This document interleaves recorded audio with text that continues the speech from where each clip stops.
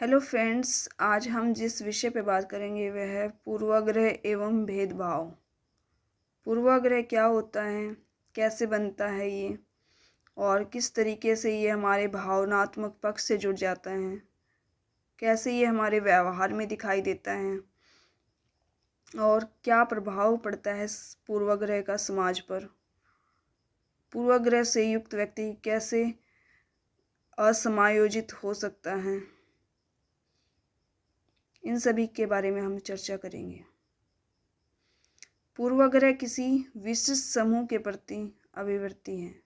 आपने पहले से ही किसी समुदाय, धर्म के प्रति कोई दृष्टिकोण निर्मित कर लिया है।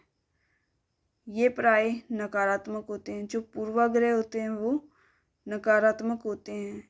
अनेक स्थितियों में ये विशिष्ट समूह के संबंध में रूढ़ धारणा पर आधारित होते हैं। क्या होती हैं रूढ़ धारणाएं?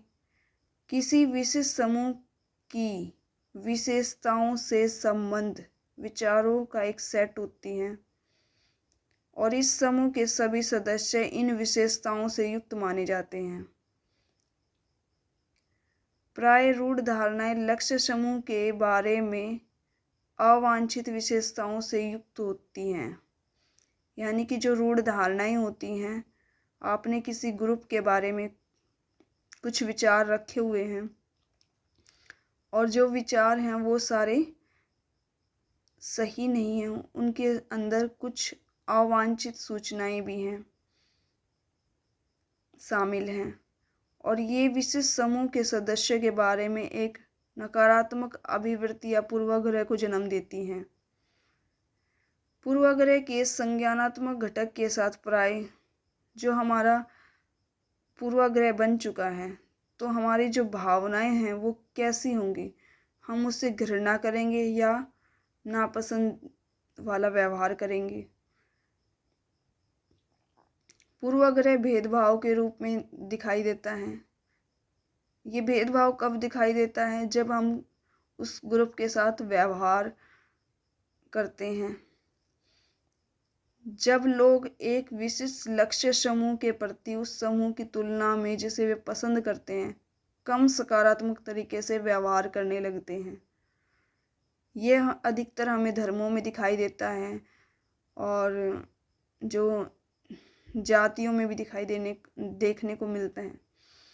पूर्वाग्रह से युक्त व्यक्ति जेंडर के आधार पर कर सकते हैं, धर्म के आधार पर कर सकते हैं, समुदाय के आधार पर भी युक्त हो सकते हैं पूर्वाग्रह से, और जाति के आधार पर भी, और बहुत सारे दूसरे क्षेत्रों में भी हो सकते हैं पूर्वाग्रह से युक्त। ये अधिगम कैसे हो जाते हैं? इनका अधिगम कैसे होता है? ये कैसे इनकी लर्निंग हो जाती है? समूह या संस्कृति से के जो स्टैंडर्ड होते हैं उसके आधार पर हो सकता है। सूचनाओं की उपलब्धता के आधार पर सूचनाएं आपको सही नहीं उपलब्ध कराई गई हों। दूसरों के ऑब्जर्वेशन के आधार पर आपने कुछ उसी ग्रुप से संबंधित 10-20 लोगों या कुछ लोगों को देखा और आपने इस निष्कर्ष निकाल लिया कि सभी व्यक्ति ऐसे होते हैं उस ग्रुप के। सहचर्य के आधार पर आपकी कंडीशनिंग वैसी हो जाना कि आपने बार बार किसी ग्रुप को एक जैसा ही व्यवहार करते हुए देखा है, तो आपने मान लिया कि इस ग्रुप की ये विशेषताएं होती हैं। मीडिया के द्वारा उसके बारे में सूचनाएं हैं वो सही नहीं पहुंचाई गई लोगों के पास। ठीक है। जो लोग पूर्वाग्रह से ग्रस्त अभिवृत्तियों को सीखते हैं वे पूर्वाग्रस्त व्यक्तित्व विकसित कर लेते हैं और तथा समायोजन स्थापित करने की क्षमता में कमी तथा तनाव तथा बाह्य समूह के प्रति आक्रामकता की भावना प्रदर्शित करते हैं। थैंक यू दोस्तों।